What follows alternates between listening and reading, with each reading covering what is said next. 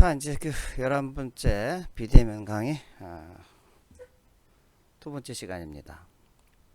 첫 번째 시간에는 제가 이제 그 식중독을 유발하는 그 여러 가지 원인체, 그 다음에 신체에 달라붙어 있는 세균 종류, 그런 걸 이제 제가 말씀을 드렸었는데, 두 번째 시간도 뭐 이어서 계속 나가도록 하겠습니다.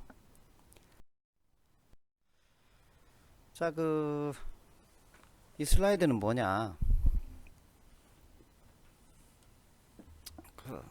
세균이 몸에 상당히 많이 있다 그랬는데, 걔들은 이제 병을 일으킨다거나 그러진 않죠. 그러니까 우리가 살아갈 수가 있습니다.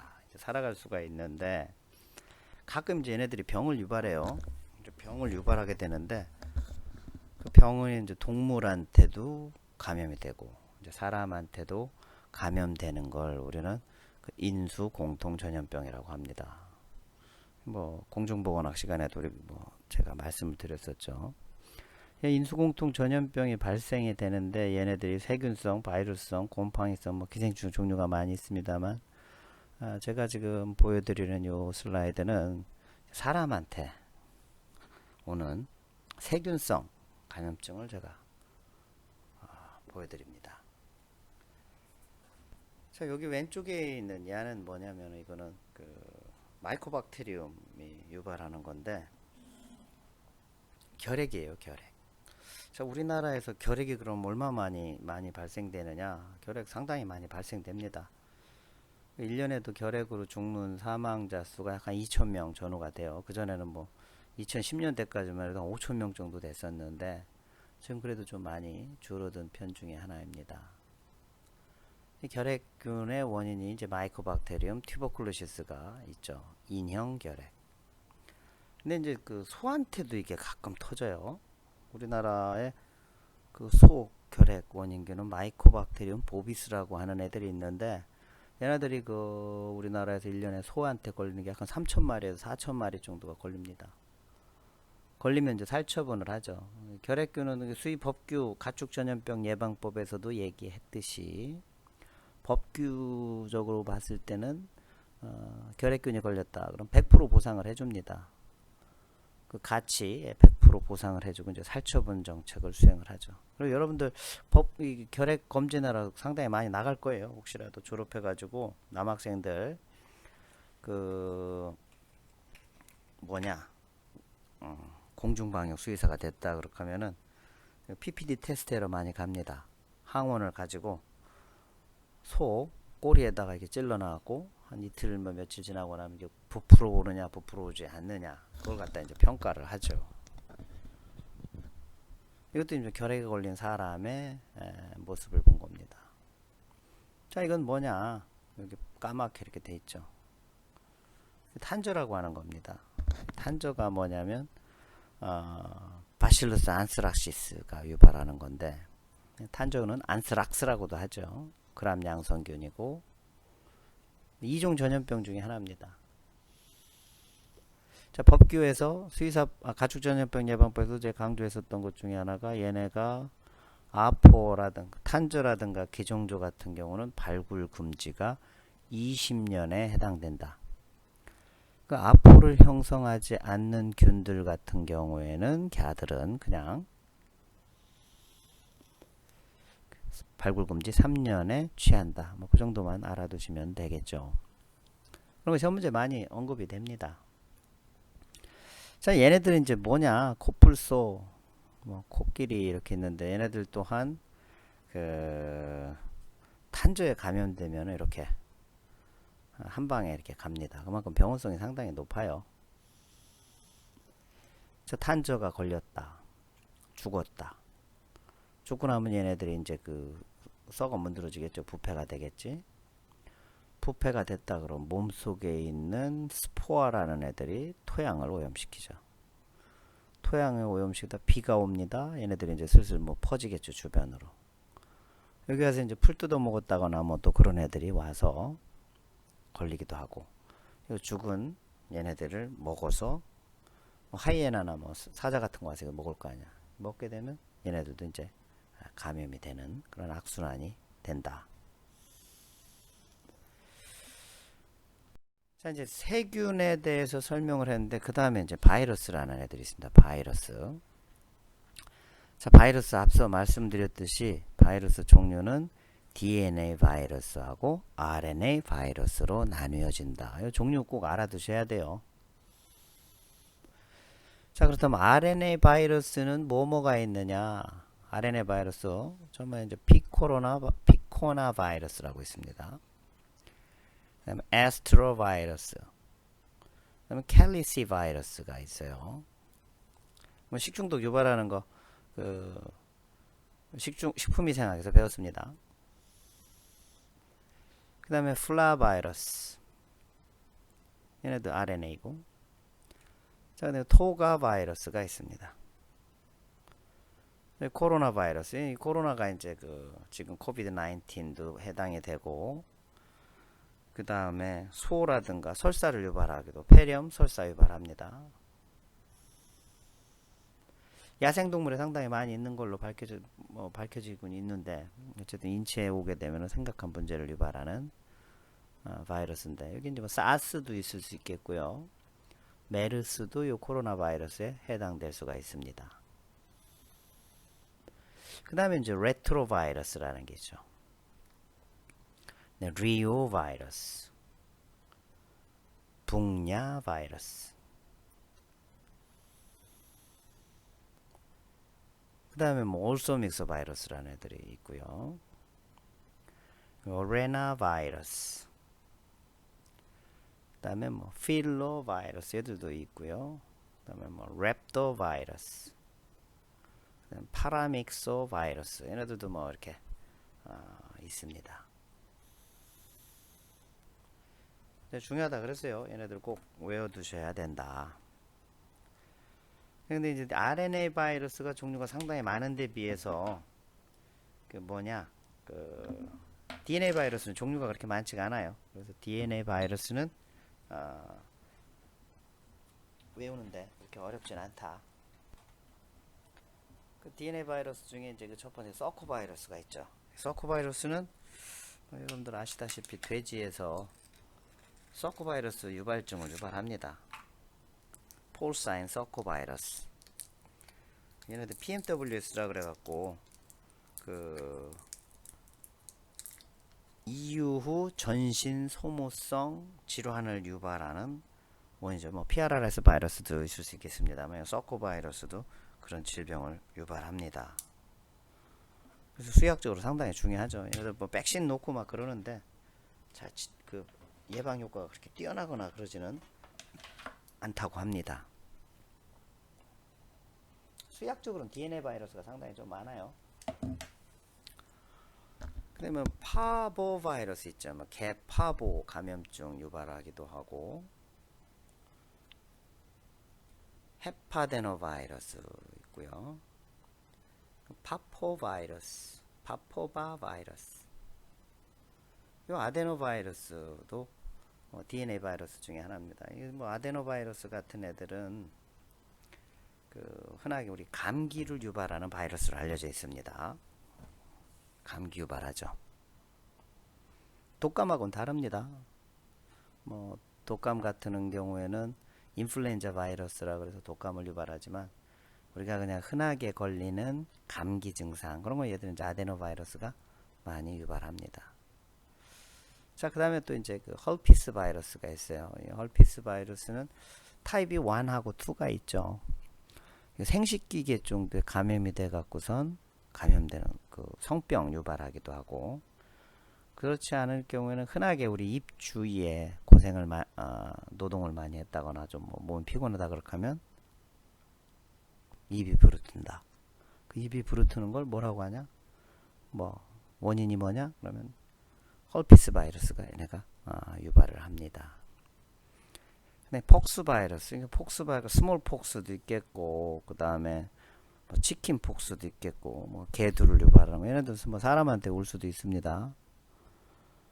폭스 바이러스 종류가 이렇게 있는데 RNA 바이러스와 DNA 바이러스 정도는 여러분들이 전염병 하게 됐든 또는 바이러스 하게 됐든 공중보건하게 됐든 상당히 많이 언급되는 부분 중에 하나니까 여러분들이 꼭 알아두셨으면 합니다. 자, 이제 바이러스가 일으키는 임상 증상은 뭐 이렇게 그 손 같은 데 이렇게 구진 같은 게 이렇게 나요. 수포 같아 형성되기도 하고, 그다음에 또 뭐 이렇게 출혈성으로 나타나기도 합니다. 혈관염을 유발해 갖고서 피하 출혈 그런 게 많이 일어나기도 하고요. 이런 거는 그 에이즈 증상 중에 하나인데 전신성으로 이제 나타나게 되죠. 시스테믹하게 바이러스가 가서 마르게 된다거나 뭐 전신성으로 이제 기능을 잘 못하게 되니까 이런 형태를 보이기도 하고, 뭐 세균과 바이러스 마찬가지입니다만 이렇게 열이 일어납니다. 열이 일어나게 되면은 뭐 염증 반응이 일어났다고 하는 건데, 어찌됐든 간에 그 세균과 바이러스의 감염증이 되면 염증 반응을 통해서 발열이 발생된다. 이런 건 뭐 상식적으로 알아둘 수 있겠죠. 자, 그 다음에 병원체로서 알려진 게 이제 그 기생충입니다. 기생충은 뭐 여러분들이 많이 배웠죠. 기생충 시간에서도 배우고, 또는 그 원충 질병, 뭐 이것도 뭐 전염병이라든가 공중보건학에서도 많이 다루는 그 병원체 중에 하나인데, 요즘에는 사람한테 문제가 되는 기생충 감염은 그렇게 많이 과거에 비해서 현재 줄어들었다고 합니다. 구충제가 좀 많이 잘 돼 있죠. 최근에 그 어떤 배우 개그맨인가요? 몹쓸 병에 걸렸는데 그걸 치료하기 위해서 이제 펜벤다졸이라는 기생충 개 구충제가 이제 효과가 있을 거다라고 해서 그 사람이 그걸 먹었는데, 안타깝게도 그렇게 큰 좋은 효과를 보지는 않은 것 같습니다. 이 펜벤다졸이 효과가 있는 경우도 있고 없기도 하는데, 정말 그 암 걸렸던 사람들은 지푸라기라도 잡고 싶은 심정이기 때문에, 그래서 이제 그분들이 많이 이거를 했죠. 원했죠. 저 또한 그 수의학과에 있다 보니까 주변 사람들로부터 상당히 많이 이걸 요청을 받았어요. 그것 좀 구해달라고. 옛날에 그 뭐 살 수가 없었잖아요. 그래서 이제 그걸 사서 뭐 저는 뭐 친구가 그 제약회사에 있고 그러니까 몇 개를 이제 그 구입을 해서 준 적이 있습니다. 준 적이 있는데 뭐 친구 어머님도 드렸고, 뭐 심지어 뭐 사촌 형님도 드리기도 하고 그랬었는데, 먹은 사람들 얘기로는 효과가 어떠냐 있더냐라고 얘기를 하면은 좀 잠깐 동안에 효과가 있었다 그래요. 근데 결국에는 이제 뭐 돌아가시고 그랬었는데, 잠깐 동안 효과가 있어갖고 뭐 고맙다는 얘기도 듣고 막 그렇게 했습니다. 하지만 뭐 캔서라는 게 그렇게 완치하기가 쉽지가 않은 거기 때문에, 어쨌든 뭐 기생충에 관련된 에피소드는 뭐 그렇다. 근데 수의 쪽에는 아직도 기생충이 많이 걸려 있습니다. 뭐 국가고시에 많이 나오는 건 뭐 무구조충은 소황한테 걸린다, 유구조충은 돼지한테 걸린다, 그런 얘기도 있기도 하고, 그 다음에 닭 쪽에 많이, 닭 회충도 많고 돼지 회충도 겁나게 많아요. 지금 보여주고 있는 이건 돼지 회충입니다.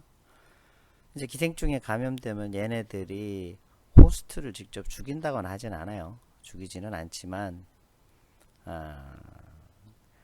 뭐 페라사이트가 그 숙주가 먹어야 될 영양분을 여러분들이 다 뺏어 먹으니까 면역도 떨어지게 되고, 영양 섭취도 뭐 그렇게 원활하게 하지 못하니까 좀 힘들어지는 거죠.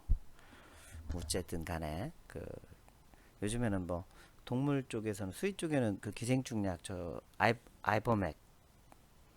아이보맥이라는 아주 좋은 기생충이 있어요. 기생충 약, 뭐 주사 한 방 맞으면은 뭐 대부분의 기생충이 다 치료가 되는 걸로 이제 나와 있고, 그 다음에 그 개한테도 이제 피부에 바르기도 하고, 그 다음에 먹이는 구충제도 상당히 많이 있습니다. 그래서 이거에 대한 피해가 인체는 그렇게 많지는 않은데, 아직까지 그래도 그 동물한테는 피해가 상당히 많다. 눈에 보이는 이런 기생충 말고 되게 작은 기생충이 엄청 많죠.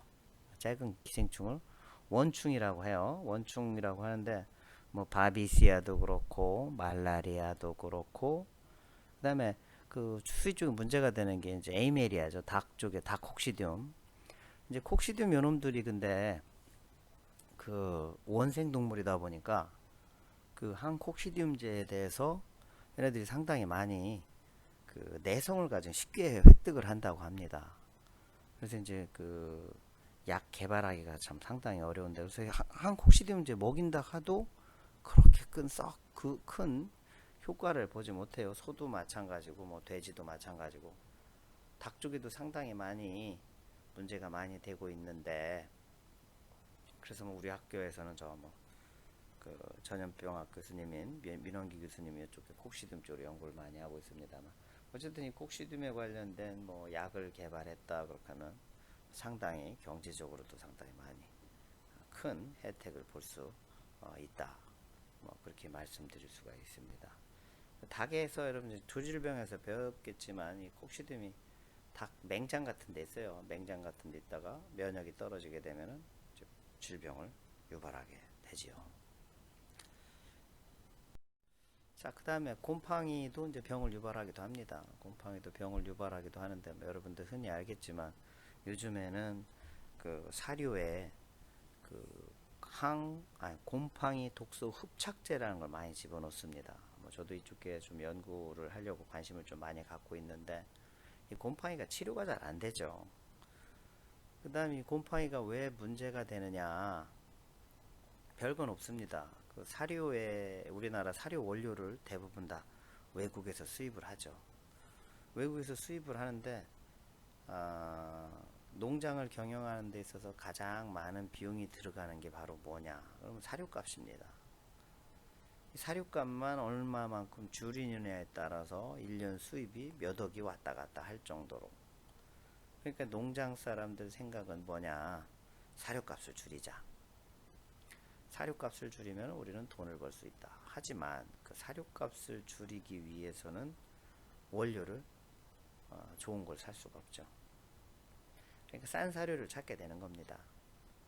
자, 우리나라는 뭐 브라질이라든가 미국, 중국으로부터 옥수수 콩 같은 걸 수입하고 그걸 가공해서 사료 원료로 사용하고 있는데, 얘네들이 좀 좋은 사료 성분이 아니다 보니까 사료에 곰팡이가 오래된 것들이라면은 곰팡이가 피게 되죠. 이 곰팡이가 피게 되면 곰팡이에서 생산한 독이 나옵니다. 그 독을 뭐라고 하느냐, 마이코톡신이라고 하죠. 뭐 대표적으로 흔하게 있는 게 그 돼지에서 제랄레논이라는 그 마이코톡신이 있습니다. 얘네들 같은 경우는 독소가 그 사료에서 나와서 그 사료를 돼지가 먹게 되면은 얘네들이 무슨 문제가 생기느냐, 잘 크지도 않고 호르몬 밸런스가 깨져가지고 얘네들이 이제 그 조기 성조숙증이 발생되게 됩니다. 그래서 발정이 오게 된다거나 그렇게 돼서 증체가 안 돼서 심각한 문제를 유발하죠. 심지어 어떤 경우에는 그 소 같은 경우에는 곰팡이가 들어가서 소를 죽이는 경우가 상당히 많아요. 그래서 이제 사료에 대해 사료 회사하고 분쟁이 많이 생기죠. 뭐 이 사람들도 사료 하는 사람들도 어차피 농가에 사료를 팔아야 되니까 이 사람들이 이제 돈을 벌게 되잖아요. 근데 사료를 이제 그 싼 값에 아니면 뭐 사료를 바꾼다거나 할 경우에 소 폐사되는 경우 상당히 많이 발생이 됩니다. 그럴 때 이제 농가하고 그 다음에 사료 회사하고 분쟁이 많이 발생되죠. 분쟁이 생기게 되면 과연 이게 사료가 문제냐, 농장 관리를 잘못해서 이렇게 된 거냐라는 문제가 많이 나오는데, 이제 뭐 그 동물 쪽에서도 문제가 되지만 사람 쪽에서도 이렇게 곰팡이 감염이 되게 되면은 문제가 됩니다. 또 곰팡이 감염증 중에서 소한테서 버든병이라고 하는 게 있어요. 버든병이라는 게 링웜이라고 하는데, 그 트라이코파이톤이 유발하는 질병 중에 하나입니다. 버진병이라 그래서 피부에 이제 그 동그랗게 이제 되어 있죠. 어찌됐든 뭐 그런 곰팡이 치료는 상당히 시간이 많이 걸립니다. 사람한테도 곰팡이 감염증으로 이제 흔히 나오는 것 중에 하나가 뭐 여러분들도 앓고 있는 분이 있을 수 있겠어요. 무좀이라는 게 있습니다. 이 무좀 또한 이거 트라이코파이톤이 유발하는 건데, 얘네들 또한 그 질병을 유발하죠. 무좀을 일으키는데 치료가 잘 안 됩니다. 곰팡이성 질병은 치료가 안 되니까 뭐가 문제냐. 잠깐 치료했다가 좋아지면 이제 그 치료가 끝나게 되죠. 그러면 반드시 또 재발을 하게 됩니다. 뭐 무좀도 마찬가지예요. 그런 식으로 나타나게 되기 때문에 상당히 처리하기가 곤란한 질병 중에 하나다. 이제 곰팡이가 상상한 독소 같은 경우는 이놈들이 더 문제가 되는 게 온도를 일반적인 우리 그 식품 온도, 가열 온도로 해도 얘네가 파괴가 안 됩니다. 파괴가 안 되다 보니까 무슨 문제가 생기느냐? 이걸 뭐 가공 공정에서 곰팡이 독소를 없앨 수 있는 방안이 현재까지는 없다. 그래서 곰팡이 흡착체를 많이 쓴다 그랬어요. 곰팡이 독소 흡착체를 이용해서 독소를 갖다가 흡수하게 되는 그런 거를 우리 수의 필드에서는 많이 이용하고 있다. 자, 프라이온이죠. 프라이온. 뭐 여러분들 알겠지만 이거 그 프라이온이라는 건 정상적으로 사람 몸에 있습니다. 글라이코 프로테인인데 세포에 있으면서 상당히 중요한 그 역할을 많이 하죠. 시그널 트랜스덕션도 하고 세포의 기능, 골격 그런 걸 이제 유지하고 있는데 그게 이제 어떠한 원인으로 변형된 프라이온으로 리플레이스먼트 하게 되면 이제 이런 식으로 됩니다. 얘네들이. 이런 식으로 이제 프라이온이 바뀌었다가 요놈이 점점 시간이 지나면서 이렇게 세포를 갖다 죽여서 공포 변성을 하게 되죠. 그래서 얘네들 BSE라고 하는 게 보바인 스폰지폼 엔세팔로패시라 그래서 소해면상 뇌증이라고 하죠. 이렇게 구멍이 이제 뻥뻥 이렇게 뚫리게 되는 겁니다. 얘네들 발생되는 원인이 뭐냐? 이렇게 뭐 뇌 쪽에 문제가 생기니까 제대로 일어나지 못하겠죠. 발생되는 원인이 뭐냐?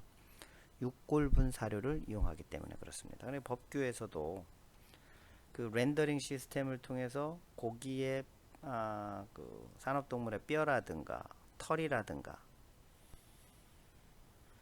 그 비식용 부위를 이용해서 렌더링 시스템을 처치하고 열 처리를 해서 이제 말리는 거죠.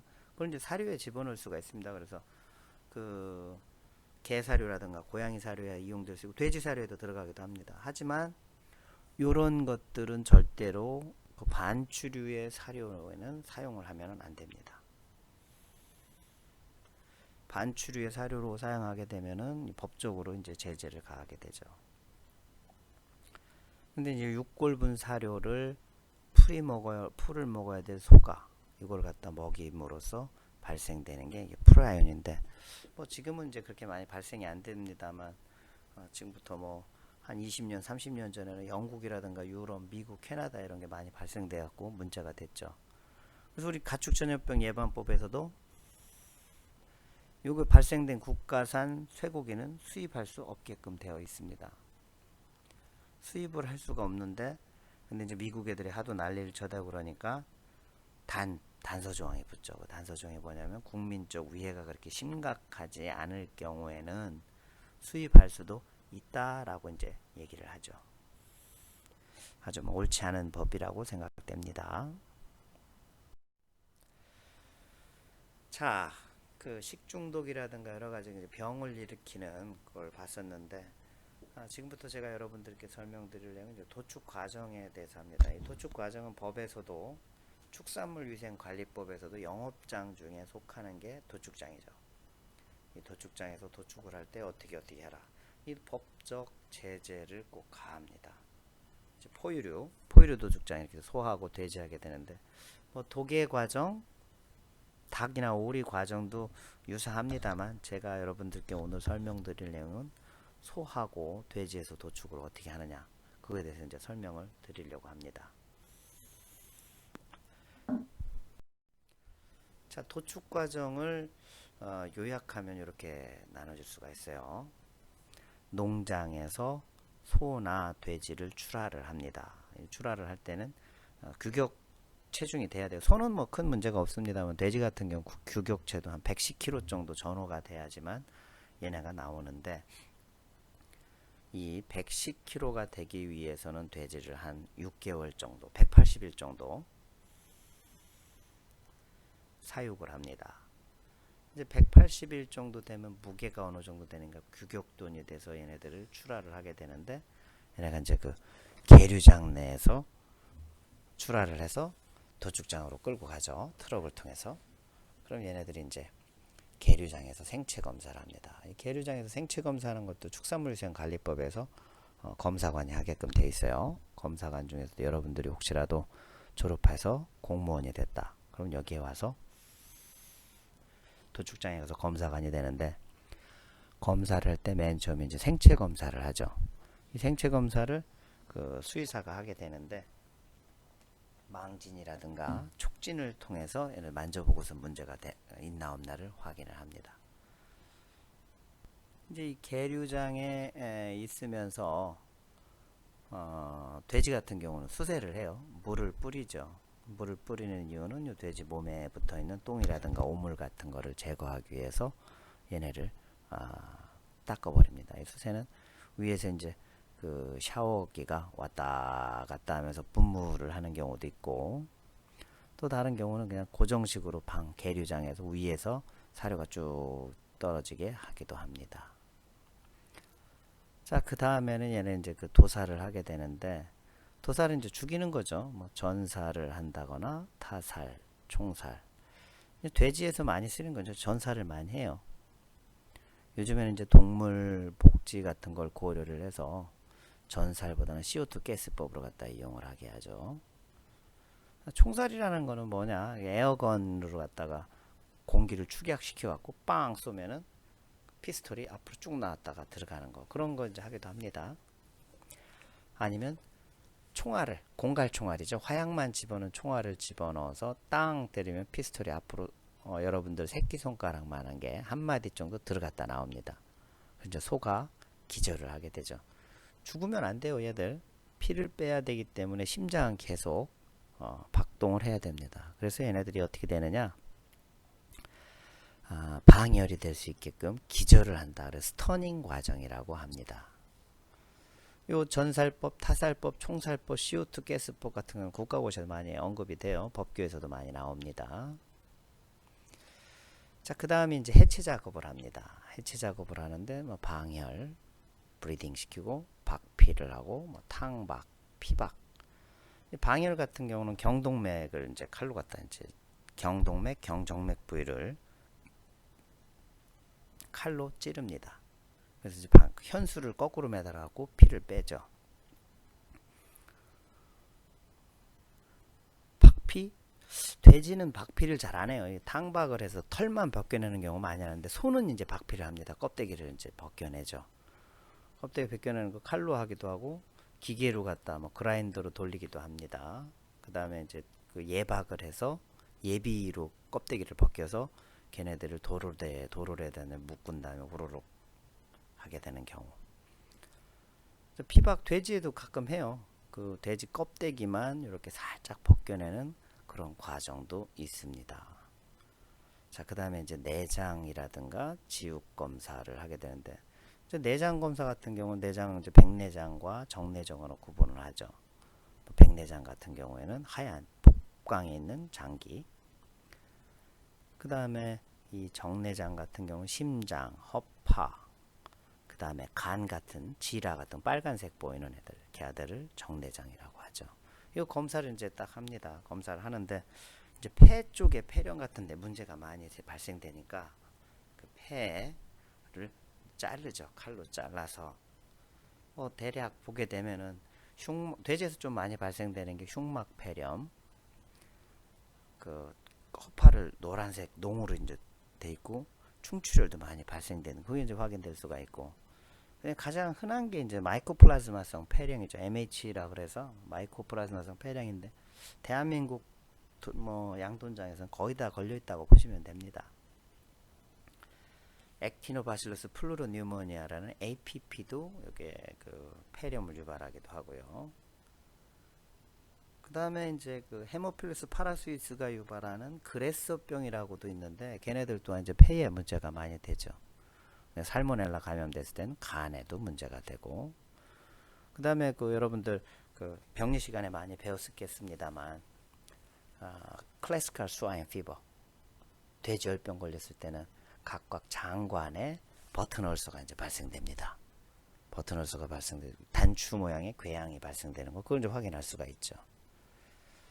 자, 지육 검사는 뭐냐? 고기를 검사하는 겁니다. 과연 고기에 농이 있느냐, 사람이 먹어도 되겠느냐, 뭐 결핵 소견이 있느냐 없느냐, 그런 걸 좀 확인하는 거죠. 지육이 있느냐 없느냐 그걸 보는 걸 지육 검사라고 합니다. 이것도 검사관이 해요.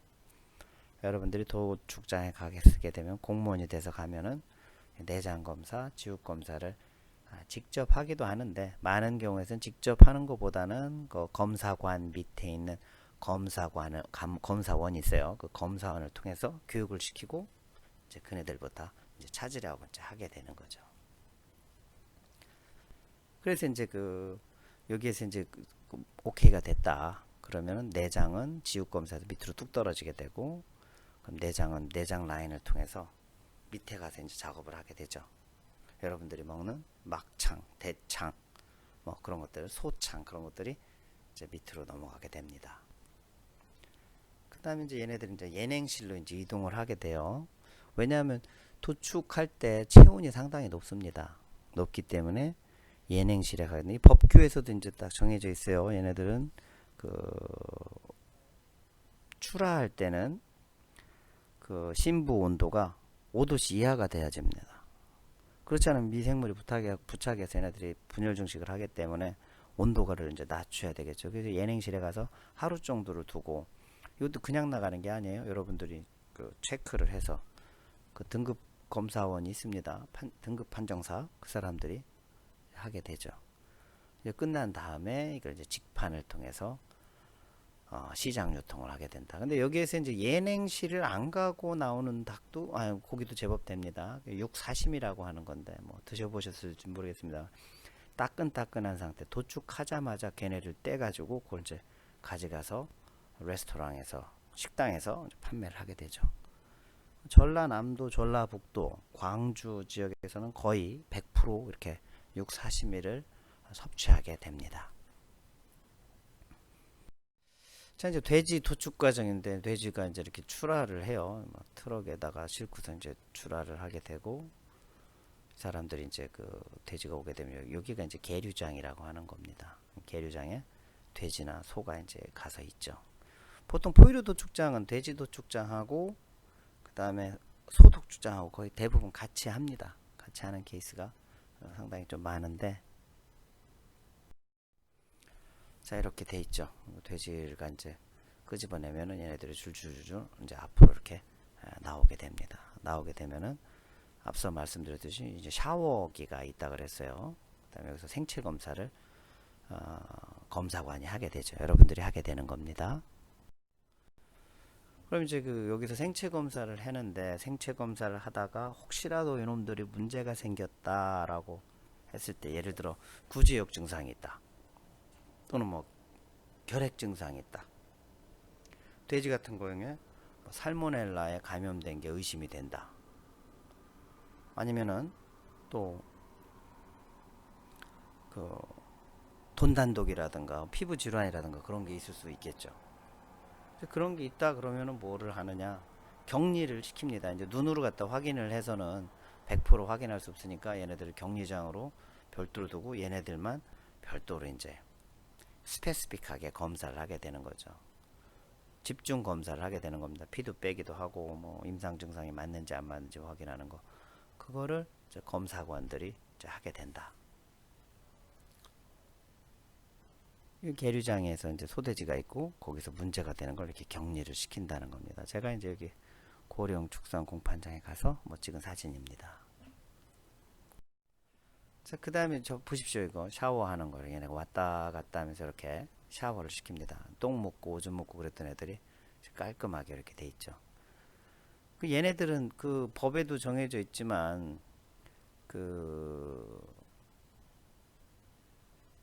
급수는 자유롭게 하되 절식을 시켜서 내보내야 됩니다. 그 절식을 내보내는 게 적어도 12시간을 절식을 해야 된다. 그건 뭐 법적으로 정해진 거, 시험 문제 많이 나와요.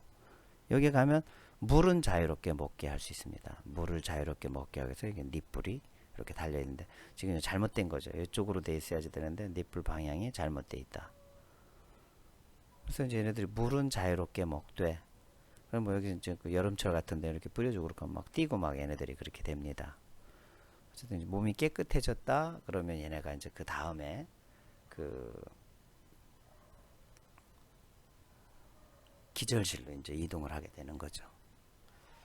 자, 오늘 강의는 여기까지 마치고 또 다음 시간에 또 계속해서 하도록 하겠습니다. 자, 이상입니다.